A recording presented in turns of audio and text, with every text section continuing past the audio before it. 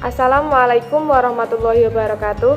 Perkenalkan, nama saya Filza Mazaya Nurulita, SK519014, Prodi S1 Farmasi semester 4, Sekolah Tinggi Ilmu Kesehatan Kendal. Di sini saya akan memaparkan tentang reformulasi suspensi ibuprofen, mata kuliah praktikum formulasi dan teknologi sediaan cair semi padat. Menurut Departemen Kesehatan tahun 1995, suspensi merupakan sediaan yang mengandung bahan obat padat dalam bentuk halus dan tidak larut, terdispersi dalam cairan pembawa. Zat yang terdispersi harus halus dan tidak boleh mengendap dengan cepat. Jika dikocok perlahan-lahan, deposito harus segera terdispersi kembali. Dapat mengandung zat tambahan untuk menjamin suspensi. Kekentalan suspensi tidak boleh terlalu tinggi agar sediaan mudah dikocok dan dituang. Kemudian terdapat 4 macam suspensi berdasarkan penggunaannya. Yang pertama ada suspensi oral, yaitu sediaan cair mengandung partikel padat yang terdispersi dalam pembawaan cair dengan bahan pengaroma yang sesuai dan ditujukan untuk penggunaan oral. Yang kedua ada suspensi topikal, yaitu sediaan cair mengandung partikel padat yang terdispersi dalam pembawaan cair yang ditunjukkan untuk penggunaan kulit.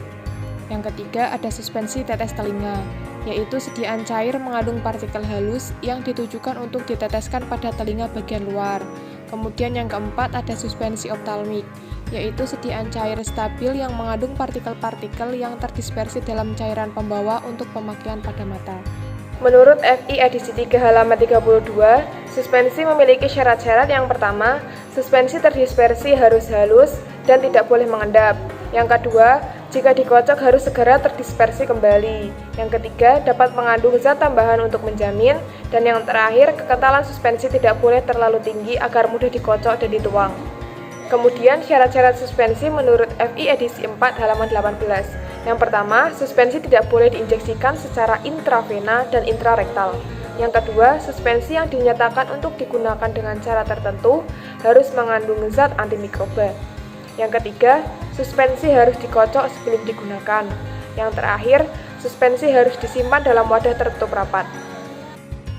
Menurut Anlet M tahun 1987, suspensi memiliki keuntungan dan kerugian.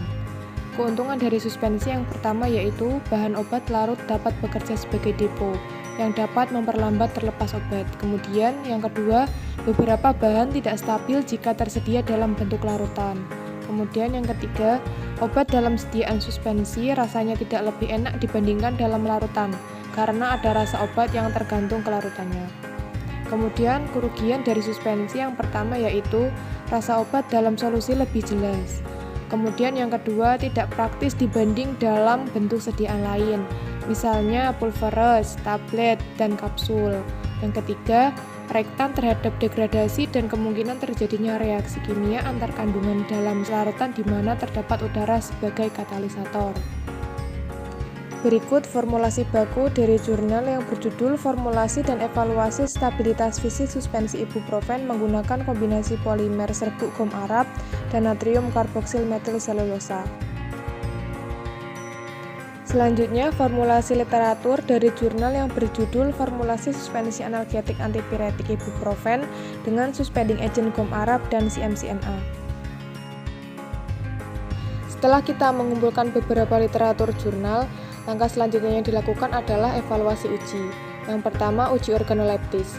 Uji organoleptis dilakukan dengan pemeriksaan warna, bau, dan rasa. Spesifikasi yang dikehendaki dalam sediaan adalah warna orange, bau jeruk, dan rasa manis. Uji ini dilakukan seminggu setelah diuji tidak dialami perubahan warna maupun bau serta rasa. Semua sesuai dengan spesifikasi awal. Kemudian uji pH, menggunakan pH meter. Uji dilakukan seminggu setelah percobaan dilakukan menghasilkan pH 4,5. Hasil ini masih dalam rentan pH yang dikehendaki yakni 3-4,6. Selanjutnya uji bobot jenis, menunjukkan kesesuaian dengan persyaratan bobot jenis suspensi lebih dari 1 gram per mili. Kemudian uji viskositas, menggunakan one point yakni viskometer kapiler menghasilkan viskositas 0,33 cp. Hal ini juga sudah sesuai teori berdasarkan Rina A dan Wahyu 2015 yang menyatakan viskositas suspensi yang terbaik adalah 0,33 cp. Selanjutnya, setelah melakukan evaluasi uji, didapat reformulasi sediaan suspensi.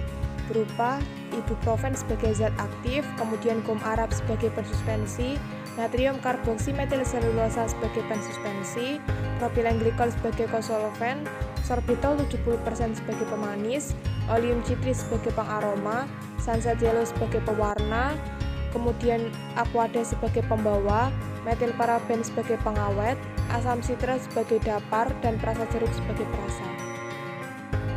Bahan yang pertama yaitu ibuprofen sebagai zat aktif. Ibuprofen digunakan sebagai zat aktif karena termasuk golongan antiinflamasi non-steroid derivat asam propionat yang mempunyai efek analgetik dan antipiretik. Bahan yang kedua yaitu suspending agent. Suspending agent yang dipakai adalah kombinasi gum arab dan CMCNA. Kombinasi suspending agent ini dipakai karena CMCNA berfungsi sebagai suspending agent atau stabilizing agent dan merupakan turunan dari selulosa dan sering digunakan dalam industri pangan. Sedangkan gum arab sebagai hidrokoloid yang dapat larut dalam air dan berfungsi untuk meningkatkan stabilitas dengan peningkatan viskositas. Serbuk gum arab merupakan bahan pengental suspensi yang efektif karena kemampuannya melindungi koloid. Bahan yang ketiga yaitu propilen glikol sebagai kosolven. Propilen glikol merupakan pelarut yang umumnya lebih baik daripada gliserin dan melarutkan berbagai jenis material seperti kortikosteroid, fenol, obat golongan sulfa, barbiturat, vitamin A dan D, atau hampir semua alkaloid, dan kebanyakan obat anestetik lokal. Bahan yang keempat yaitu sorbitol 70% sebagai pemanis. Sorbitol adalah jenis pemanis golongan gula alkohol. Meski tergolong gula alkohol, pemanis ini sama sekali tidak mengandung senyawa alkohol etanol yang menyebabkan efek mabuk.